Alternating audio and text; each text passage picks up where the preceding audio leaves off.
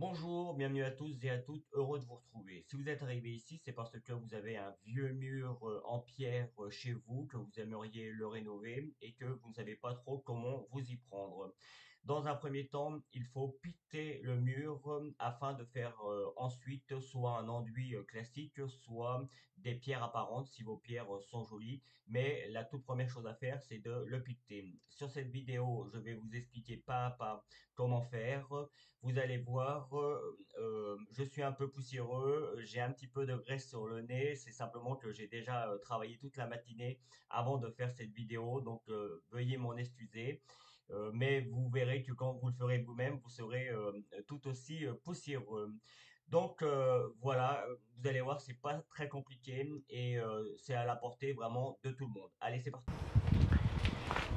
Bien, deux principes pour faire un mur avec de l'enduit. Soit vous faites un mur en pierre apparente, c'est-à-dire que vous mettez votre enduit et vous grattez au niveau des pierres pour les faire ressortir, c'est ce qu'on appelle un mur en pierre apparente. Ou alors vous faites, si les pierres sont pas très jolies, c'est le cas ici, vous piquez, ce que je vais vous montrer après, puis après un enduit classique à la chaux et du sable. Et vous mettez ça sur toute la partie. Ça, c'est les deux façons de faire. Mais de toute façon, la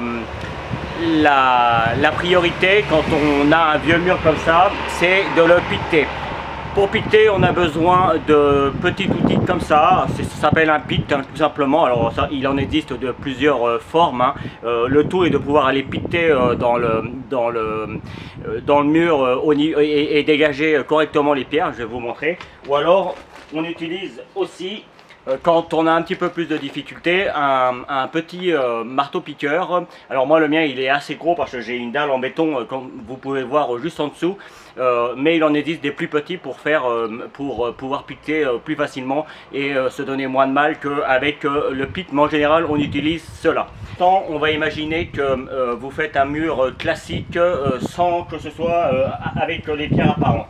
Le but là va être de venir, vous voyez, on enlève toute la partie qui ne tient plus au niveau du mur et on vient juste dégager, juste enlever tout ce qui ne tient plus au niveau du mur. Vous voyez, avec un pic, ça se fait très bien. Par contre, on n'en enlève pas plus. Ça, c'est pour la partie, c'est pour faire un mur avec un enduit classique.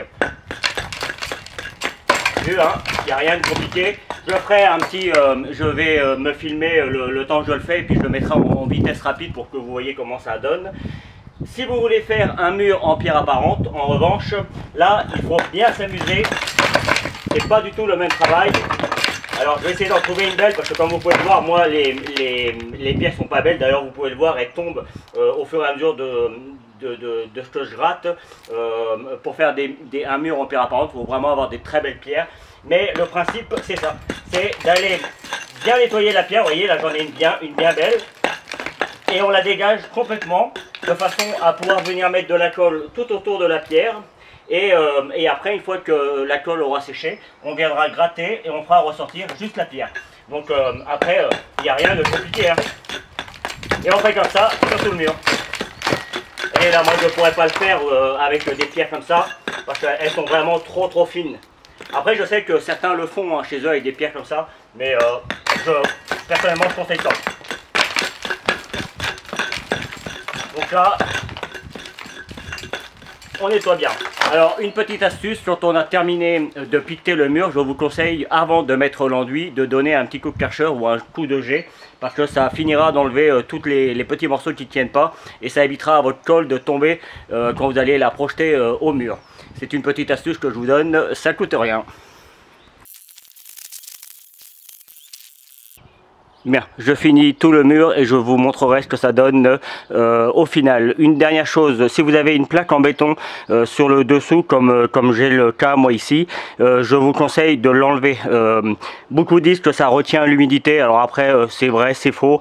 En tout cas, si vous voulez faire un mur en pierre apparente ou un bel enduit, c'est mieux de tout enlever et de repartir sur quelque chose de parfaitement propre. C'est une question de choix, mais c'est un conseil que je vous donne. Et voici le résultat.